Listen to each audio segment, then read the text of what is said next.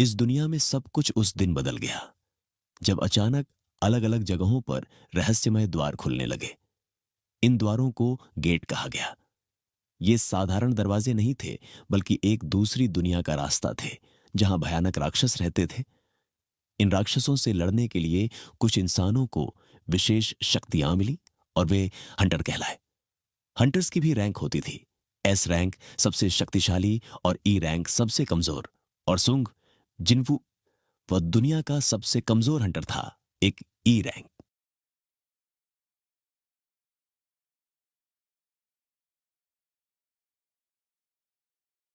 जिन्वू का नाम सुनते ही लोग उसे हल्के में लेते थे। हर मिशन में वह घायल होता, कभी खून बहता, कभी हड्डियां टूट जाती। लोग कहते थे कि यह हंटर नहीं, बस जिंदा रहने की कोशिश कर रहा है। लेकिन जिन्वू के पास कोई और रास्ता नहीं था। उसकी मां अस्पताल में कोमा में थी और घर चलाने की जिम्मेदारी उसी पर थी। इसलिए चाहे कितना भी दर्द क्यों ना हो, वह हर रेड में जाता था।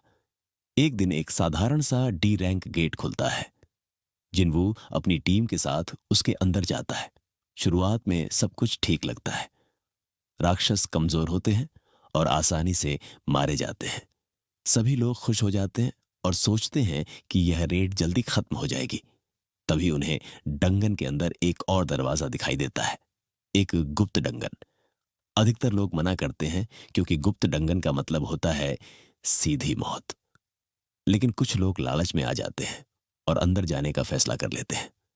जिन्वू मना करता है, लेकिन अंत में वह भी सबके साथ अंदर चला जाता है। जैसे ही सभी लोग अंदर प्रवेश करते हैं, दरवाजा बंद हो जाता है। अंदर का दृश्य डरावना होता है। चारों ओर विशाल पत्थर की मूर्तियां, अजीब सा माहौल और बीच में बैठा हुआ एक विशाल पत्थर का भगवान।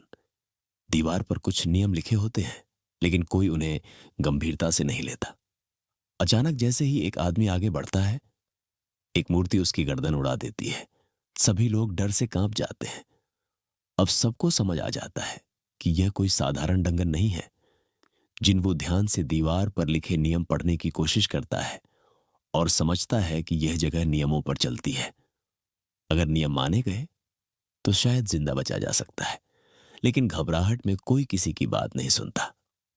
लोग भागने लगते हैं, चीखने लगते हैं, मूर्तियां हिलने लगती हैं, उनकी आंखों से मौत निकलती है। जो भी नियम तोड़ता है वही वही मारा जाता है। इस पूरे अफरा तफरी के बीच जिन्वू ही एक ऐसा इंसान होता है जो दिमाग से काम करता है। वह समझ जाता है कि भगवान की पूजा करनी होगी, मूर्तियों के सामने झुकना होगा और नियमों का पालन करना होगा। वह खुद घुटनों के बल बैठ जाता है, हाथ जोड़ता है और बाकी लोगों को भी ऐसा करने के लिए कहता है। कुछ लोग उसकी बात मान लेते हैं और वे जिंदा बच जाते हैं। समय धीरे धीरे खत्म होने लगता है। गेट बंद होने वाला होता है। जिन्वू समझ जाता है कि सभी लोग बाहर नहीं निकल पाएंगे। वह जानबूझकर पीछे रुक जाता है ताकि बाकी लोग बच सकें। अंतिम क्षणों में जब दरवाजा बंद होता है, जिन्वू अंदर ही रह जाता है, पूरी तरह घायल, खून से लथपथ और मौत के बिल्कुल सामने। पत्थर की मूर्तियां उसकी ओर बढ़ रही होती हैं। उसे लगता है कि अब सब खत्म हो गया।